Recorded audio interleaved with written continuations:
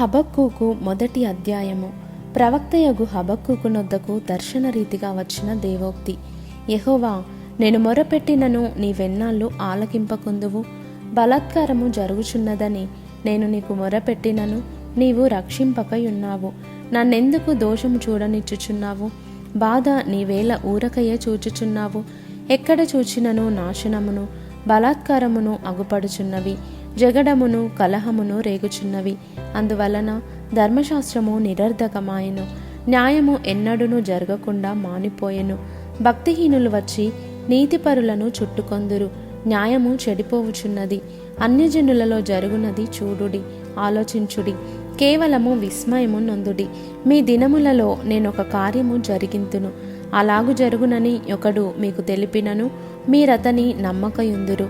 ఆలకించుడి. తమవి కాని ఉనికి పట్టులను ఆక్రమించవలెనని బూదిగంతముల వరకు సంచరించి ఉద్రేకము గల క్రూరులగు కల్దీయులను నేను రేపుచున్నాను. వారు ఘోరమైన భీకర జనముగా ఉన్నారు. వారు ప్రభుత్వమును విధులను తమ ఇచ్చ వచ్చినట్లు ఏర్పరచుకొందురు. వారి గుర్రములు చిరుత పులుల కంటే వేగముగా పరుగెత్తును. రాత్రి అందు తిరుగులాడు తోడేళ్ల కంటెను అవి చురుకైనవి.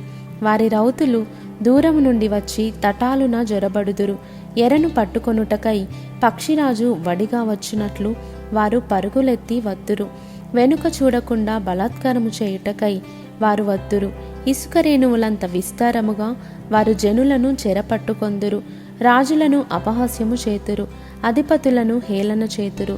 ప్రాకారము గల దుర్గములన్నిటినీ తృణీకరింతురు. మంటి దిబ్బ వేసి వాటిని పట్టుకొందురు. తమ బలమునే తమకు దేవతగా భావింతురు. గాలి కొట్టుకొని పోవునట్లు వారు కొట్టుకొని పోవచ్చు, అపరాధులగుదురు. యెహోవా నా దేవా, నా పరిశుద్ధ దేవా, ఆది నుండి నీవున్నవాడవు కావా? మేము మరణము నొందము.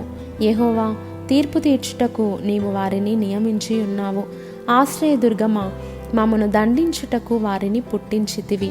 నీ కనుదృష్టి దుష్టత్వము చూడలేనంత నిష్కలంకమైనది గదా. బాధించువారు చేయు బాధను నీవు దృష్టింపజాలవు గదా. కపటులను నీవు చూచియు దుర్మార్గులు తమ కంటే ఎక్కువ నీతిపరులను నాశనము చేయగా నీవు చూచియు ఎందుకు ఊరకున్నావు? ఏలికలేని చేపలతోనూ ప్రాకు పురుగులతోనూ నీవు నరులను సమానులనుగా చేసితివి.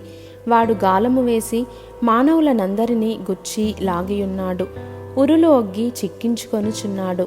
వాడు తన వలతో వారిని కూర్చుకొని సంతోషపడి గంతులు వేయుచున్నాడు.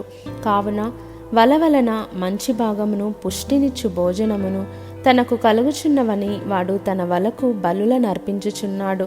తన ఉరులకు ధూపము వేయుచున్నాడు. వాడు ఎల్లప్పుడూ తన వలలో నుండి దిమ్మరించుచుండవలెనా?